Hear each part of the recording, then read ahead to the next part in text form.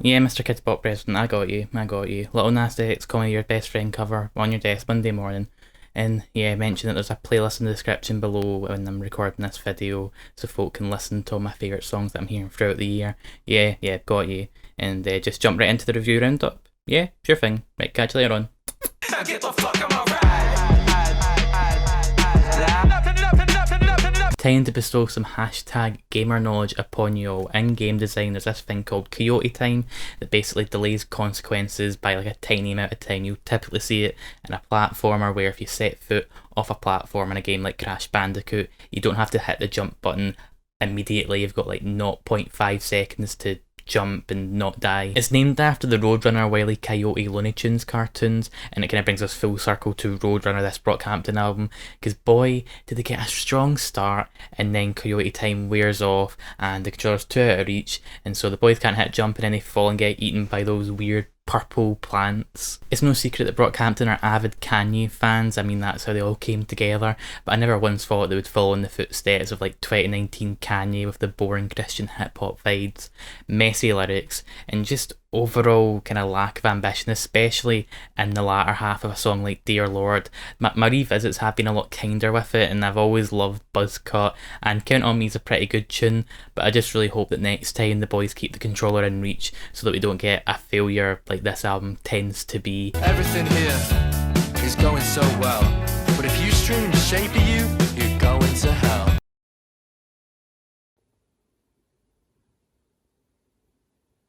Okay, I'll keep this short, no horsing around.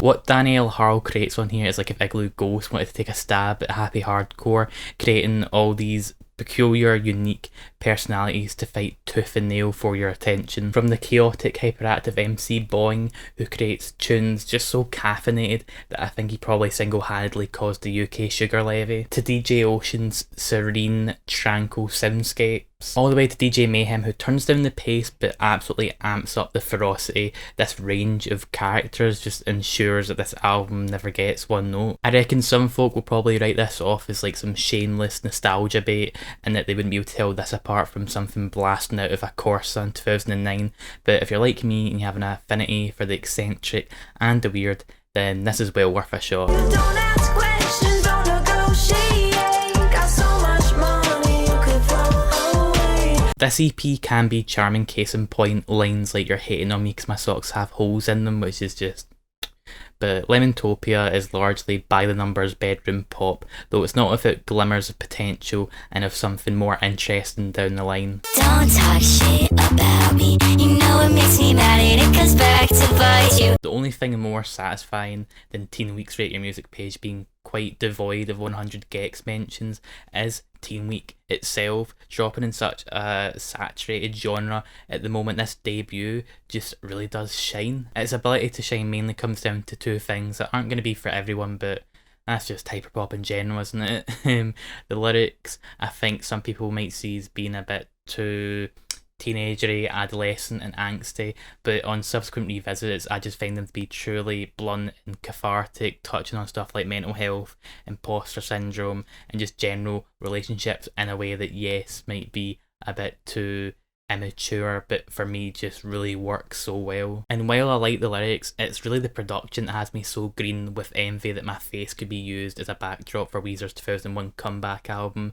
The detail, the genre hopping, and then when taken on consideration with the songwriting, which is just deserving of praise on its own, it just makes for such an irresistible venture that I've just came back to this one so many times already, and God knows I'll be coming back to it so much more throughout the year. It won't do much to convert you if hyperpop has you reaching for the aspirin every time it comes on, but if you are interested in this sort of music, then this is just, it's such an exciting time because of albums like Teen Week. It kind of feels like how cloud rap in the mid 2010s was really starting to evolve into all these different varying subgenres, and I think the Dltzk has absolutely earned their right to be at the forefront of it all.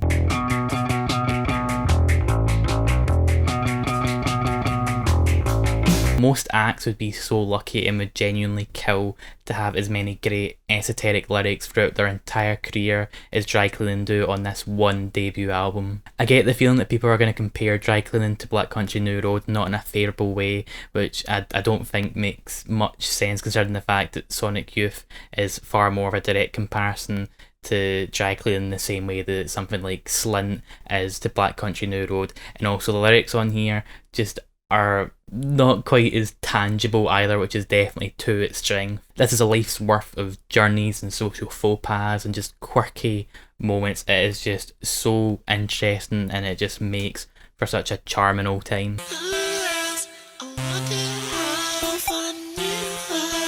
This new Echo 2K EP is more of like an experiment and a showcase as opposed to like a fully fledged sequel to 2019's Amazing E. I do think that a song like In the Flesh makes good of the kind of like experimental nature and big ambition, but I think a fair few of the songs just don't and would need a lot more time to get fleshed out and kind of like bake in the oven. Pixie does act as further confirmation that the E in his debut LP's name stands for exciting, energetic and engaging just as much as it stands for E-boy.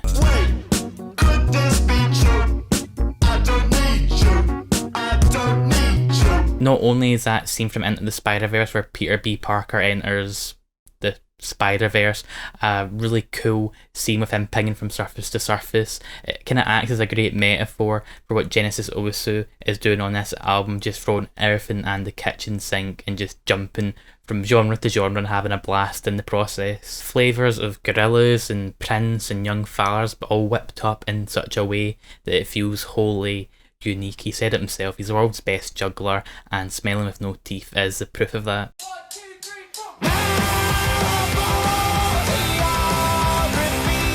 4. An album that's the length of an EP is not super common unless you're looking at certain genres, but when one comes along I just find it to have like a certain magic to it, and especially when it's meant to be such a cathartic experience like I Became Birds is. When it comes to Midwest emo music I have a certain expectation for it all, and while what Home and Swear are doing isn't groundbreaking, there's just such a rich, emotional and sonic palette that they're working with.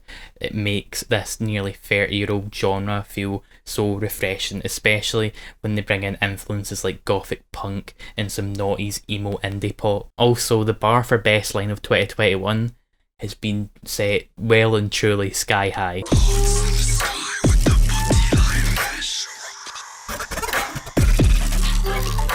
The Breath of the Wild sequel has been pushed back, but I've managed to stay patient in the face of all this by 1, playing the original, and 2, listening to this new Iglooghost album, because honestly, these are more like landscapes than they are soundscapes, and I'm happy to explore every nook and cranny until my stamina gauge runs out and I'm tired of picking up Korok. I'm hesitant to say that Iglooghost is more restrained, because if you listen to a song like Self Fossil or Zones You Can't See where the EV Water Babies invade the studio, I think it just goes to show the abrasiveness of Neo Wax Bloom can flourish at a moment's notice, but it's during the silent moments and the more quieter bits where Iglooghost creativity gets showcased and goes to show that he doesn't have to make a big song and dance with every bit of his creativity. He can let it be a lot subtler, and I think that's what makes it a more interesting album than his debut. And I was already anxious to see where Iglooghost would go next after 3 or 4 releases in this hyper Katamari form. This new album has laid that all to rest. I think it is still a video game wet dream Iglooghost music, but it's far more Breath of the Wild, Outer Wild and Shadow of the Colossus in nature. Kind of, if you were to put it in artistic form, it's more like watercolour than it is catapulting like multiple buckets of paint at a canvas. Ska defines who I am as a person, and I will never turn my back on ska. Huh!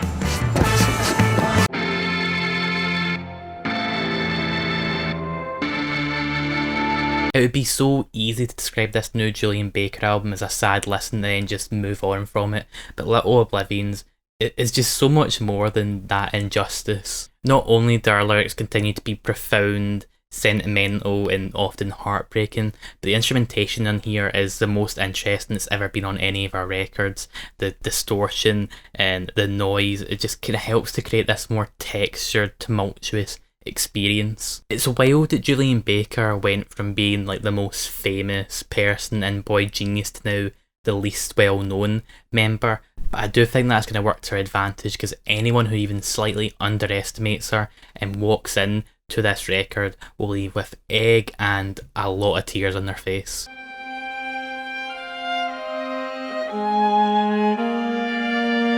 Play this album while walking around your house and doing your chores, and you will feel like HBO have set up shop to score your antics. And this isn't any Game of Thrones season 8 stuff. This is full on Sopranos level stuff here, with how pristine, beautiful and just quality it all is. This Justina album definitely deserves your attention.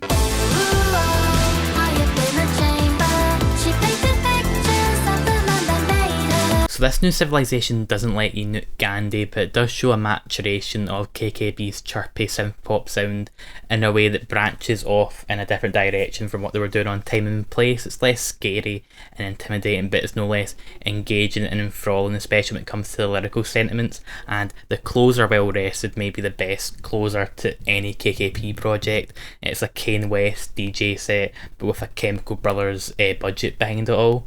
So yeah, definitely a fan of it.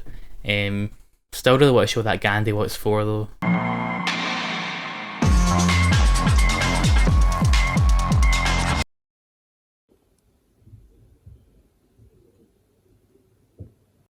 Who keeps sending me these notes? And I got shot last time, so like I should be dead.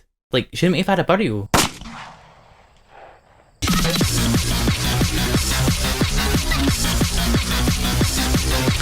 Not to be confused with the 2002 platformer, Zapper is a bit of a predictable EP, but when it peaks I can just about make out my house from this newfound vantage point. Mood Medley is like the most terrifying roller coaster that you can imagine. It puts Final Destination to shame with its twists and turns and loop-de-loops that would have your spine falling out your back, but nonetheless you'd still thank Nanoray for. And if theme parks aren't your thing, then maybe something like Salmon Cannon Deluxe would be more up your street.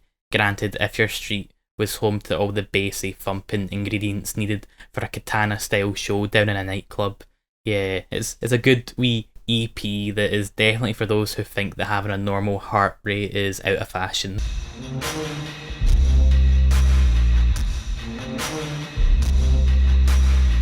How Nick Cave can be in his 6th decade of making music and still continue to amaze me and impress me it's just absolutely mind-boggling. It's a nice change of pace from his 2010s output, a lot more cinematic thanks to the inclusion of his score partner Warren Ellis, and while you can split the album down straight in the middle of the track list in terms of vibe, I do think that it doesn't take away from just how much this record can really rattle you, especially when it comes to the standout song that is White Elephant. Kind of track that just shakes your speakers so forcibly that you could place a can of Coke on it, and once the song was finished you could use it as a grenade.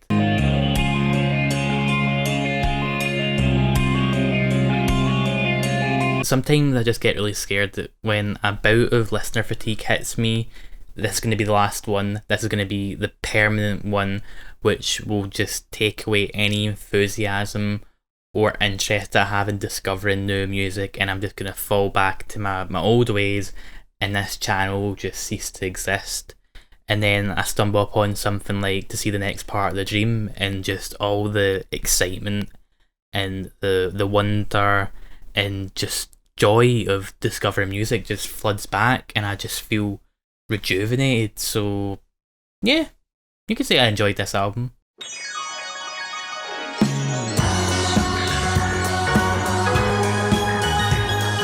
This is definitely one of those albums that is like unashamed and unabashed in its influences from the get-go. With the opener Only for Tonight, you feel like they had to call it that, because calling it Shimmy and Monarch or Boogie Head of State would be too on the nose. Of course, there's a bunch of music that I enjoy that is just like so blatant and where the music is coming from stylistically, so I don't hate this record or even dislike it. I do think at many points I find it to be a good old time, especially with the track slipping away. It might send some Fleetwood Mac chills down your spine, but Pearl's musings about disassociation and forgetting what it means to wade through life gives it a pondering lick that makes it so intriguing and helps it to be A pretty solid time all in all.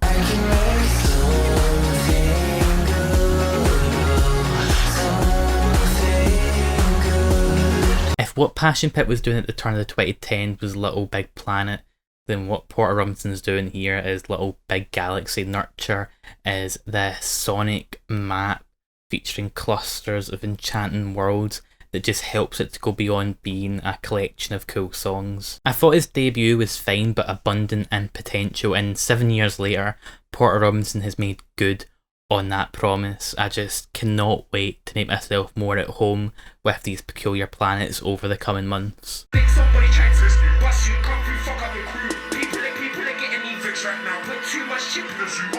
The biggest sin that Slowthai commits on his sophomore release isn't naming a song cancelled and not really talking about it.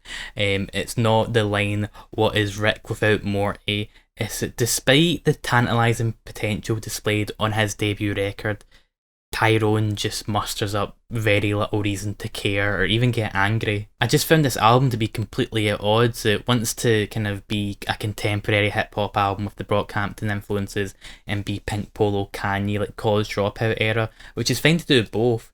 But if you're never really going to allow the mask to slip like either of those acts do, and when you do, you incorporate just some really bad patter, it just makes this just an album that never really had a chance with me because it almost never wanted to. I've actually been learning some Gaelic recently, so now seems like as good a time as any to try it out. Can You Tyron by Slowthai Ma.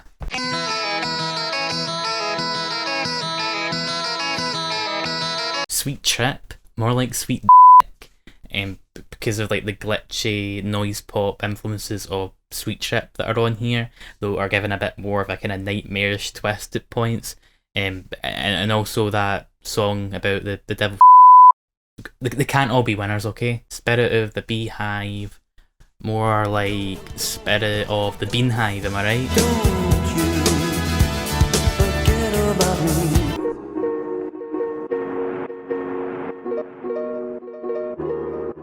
While I'm let down that he used Fantano saying his name over me, and I will be filling in the appropriate paperwork in order to take him to court, I just, in all seriousness, found this project to be seriously enlightening and just really revealing as well, and it's just yet another reason why you're a fool for sleeping on s.reidy. It didn't totally satisfy my appetite. It's like 7 minutes long. I kind of wish there was a bit more to chew on, but what there was to chew on could be quite impressive, like the flow on the bar and just the entirety of the Midnight Gospel literally saved my life. I watched this show, I wrote about it for Cinemania.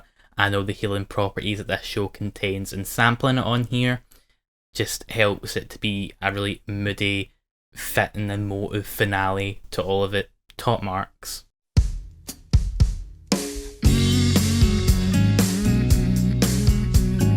I don't want to say that I'm really happy that this album exists because it shouldn't have really had to occur in the first place, but considering the circumstances, I'm glad it is. Just, yeah, I think more artists should really have the opportunity to reclaim and own their masters. And in all honesty though, the 2008 original and this 2021 remake aren't really like worlds apart in terms of content, though Fearless I think has always been like in my top 3 Taylor albums, and probably at the moment is my favourite Taylor album. So having a remake just let me kind of like explore, have the excuse to explore these songs again, and yeah, just really made me feel closer. I definitely think there's like some production flourishes on the remake that do make it kind of like feel a bit different, but I listened to like the original and the remake renditions of the songs like back to back, and there wasn't really any example where I was like, this is like a dramatic difference. But at the end of the day, it doesn't have to be a dramatic difference. It's really just a way for Taylor to get her masters back and explore these old songs. And considering she was like, what, 15, 16, like a teenager when she wrote these songs, they've aged pretty well. Some cheesy ones, especially like From the Vault, which out with Mr. what was it called? Mr. Perfectly Fine.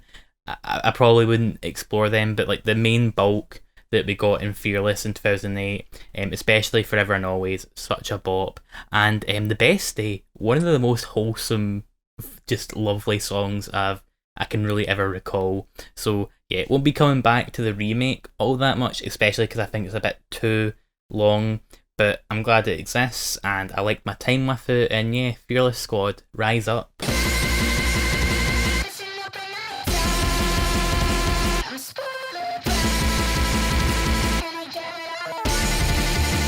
If I were to give out awards during these roundups and not just at the annual Hydrates, then the award for best grower would absolutely go to Fishmonger. It was my own fault, I think, because I went into this thinking it was just going to be a hyperpop exclusive album, and it's not. It can definitely be described as such. Definitely some elements are just like, you know, like what you expect from the genre, but it's probably like 50-50 hyperpop and indie pop / indie rock.